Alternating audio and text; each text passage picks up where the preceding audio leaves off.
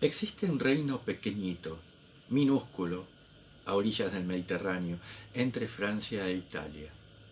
Se llama Mónaco y cuenta con 7.000 habitantes, menos que un pueblo grande. La superficie del reino es tan pequeña que ni siquiera tocan a 1 hectárea de tierra por persona. Pero en cambio, tienen un auténtico reyesito, con su palacio, sus cortesanos, sus ministros, su obispo y su ejército. Este es poco numeroso, en total unos 60 hombres, pero no deja de ser un ejército. El reyesito tiene pocas rentas. Como por doquier, en ese reino hay impuestos para el tabaco, el vino y el alcohol, y existe la decapitación. Aunque se bebe y se fuma, el reyesito no tendría medios de mantener a sus cortesanos y a sus funcionarios, ni podría mantenerse él, a no ser por un recurso especial. Ese recurso se debe a una casa de juego, a una ruleta que hay en el reino. La gente juega y gana o pierde, pero el propietario siempre obtiene beneficios y paga buenas cantidades al reyesito. Las paga porque no queda ya en toda Europa una sola casa de juego de este tipo. Antes las hubo en los pequeños principados alemanes, pero hace cosa de 10 años las prohibieron porque traían muchas desgracias. Llegaba un jugador, se ponía a jugar, se entusiasmaba, perdía todo su dinero y a veces incluso el de los demás, y luego en su desesperación se arrojaba al agua o se pegaba un tiro. Los alemanes prohibieron a sus príncipes que tuvieran casas de juego, pero no hay quien pueda prohibir esto al reyesito de Mónaco. Por eso solo allí queda una ruleta. Desde entonces, todos los aficionados al juego van a Mónaco, pierden su dinero y el beneficio es para el rey.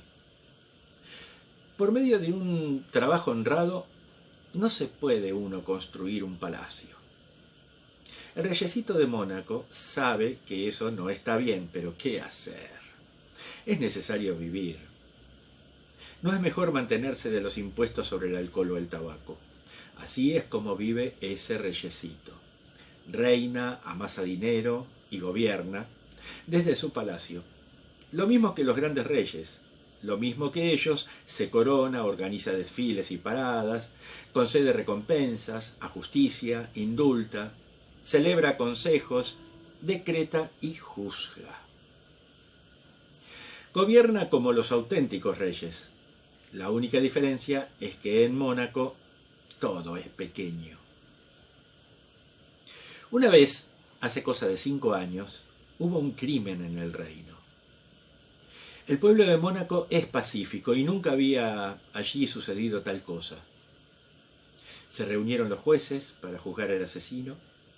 En el tribunal había jueces, fiscales, abogados, jurados.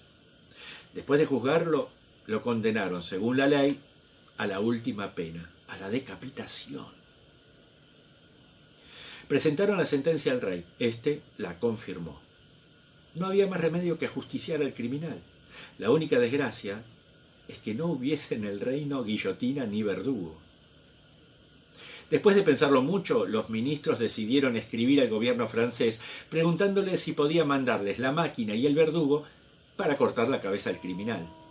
Al mismo tiempo pidieron que los informase, a ser posible, de los gastos que esto supondría. Al cabo de una semana recibieron la contestación. Podían enviar la máquina y el verdugo. Los gastos ascendían a 16.000 francos. Se lo comunicaron al reyesito. Este meditó largo rato. 16.000 francos. Ese bribón no vale tanto dinero. ¿No se podría arreglar el asunto más económicamente? Para obtener esa cantidad, todos los habitantes del reino tendrían que pagar 2 francos de impuesto. Les parecería mucho, podrían sublevarse, dijo. Celebraron consejo. ¿Cómo solucionar el problema? Se les ocurrió preguntar lo mismo al rey de Italia. Francia es una república, no respeta a los reyes. En cambio, como en Italia hay un rey, tal vez cobraría menos. Escribieron. No tardaron en recibir contestación. El gobierno italiano les decía que con mucho gusto mandaría la máquina y el verdugo. El total de los gastos, con el viaje incluido, ascendería a 12.000 francos. Era más barato, pero no dejaba de ser una cantidad elevada. Aquel canalla no valía tanto dinero. Cada habitante tendría que pagar casi 2 francos de impuesto.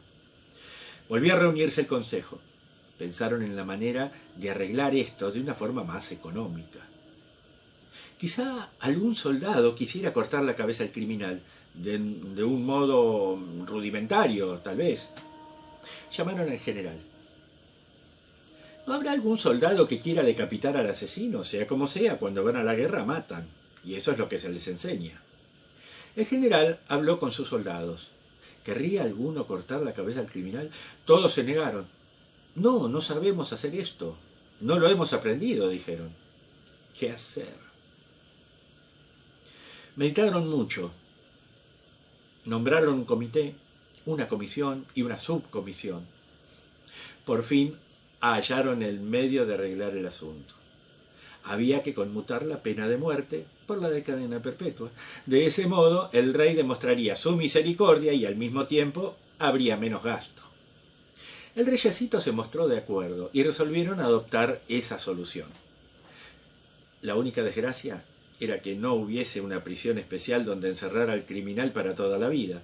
Había pequeños calabozos en los que se encerraba temporalmente a los culpables, pero se carecía de una buena prisión. Finalmente encontraron un lugar. Encerraron al criminal y le pusieron un guardián. Este vigilaba al delincuente y le traía la comida de la cocina del palacio. Así transcurrieron 12 meses. A fin de año, el reyecito hizo el balance de los gastos y de los ingresos y se dio cuenta de que el criminal constituía un gasto bastante considerable. En un año había ascendido a 600 francos su comida y el sueldo del guardián.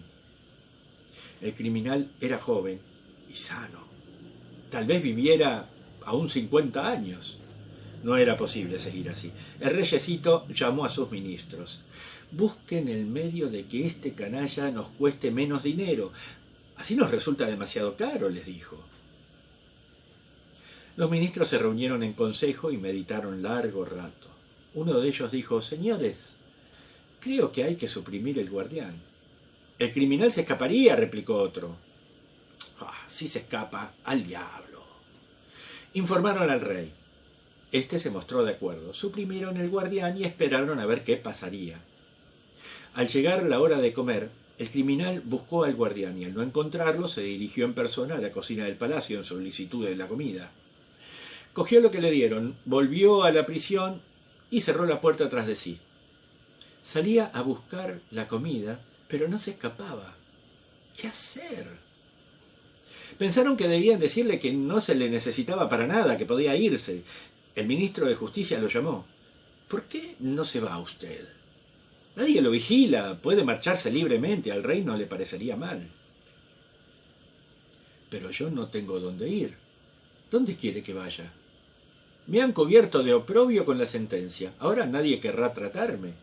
Me he apartado de todo. Ustedes proceden injustamente conmigo. Eso no se puede hacer. En primer lugar, si me han condenado a muerte, tenían que haberme matado. Aunque no lo han hecho, no he protestado. En segundo lugar, me condenaron a cadena perpetua y me pusieron un guardián para que me trajera la comida, pero no han tardado en quitármelo. Tampoco he protestado. He ido a buscarme la comida personalmente. Ahora me dicen que me vaya, pero esta vez arréglenselas como puedan. No pienso irme, replicó el criminal. De nuevo celebraron consejo. ¿Qué hacer? ¿Qué solución tomar? El criminal no se iba. Después de pensarlo mucho, decidieron asignarle una pensión. Era la única manera de librarse de él. Informaron al reyecito. ¿Qué le hemos de hacer? Hay que terminar como sea, dijo este. Asignaron al criminal una pensión de 600 francos y así se lo comunicaron. Bueno, si me pagan puntualmente, me iré. Así se decidió la cosa. Entregaron al criminal la tercera parte de la pensión por adelantado. Este se despidió de todos y abandonó el dominio del reyecito. Viajó solo un cuarto de hora por ferrocarril. Se instaló cerca del reino. Compró una parcela de tierra, puso una huerta y un jardín y vive muy feliz. En fechas determinadas va a Mónaco a percibir su pensión. Después de cobrar, entra en la casa de juego y pone 2 o 3 francos. Algunas veces gana, otras pierde y vuelve a su casa. Vive apaciblemente. Menos mal que no delinquió en un lugar donde no se repara en gastos para decapitar un hombre ni para mantenerlo en la cárcel toda la vida, ¿no?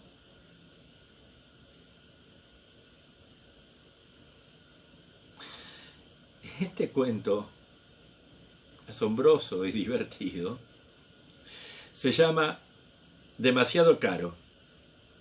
Es un relato verídico inspirado en Maupassant por León Tolstoy.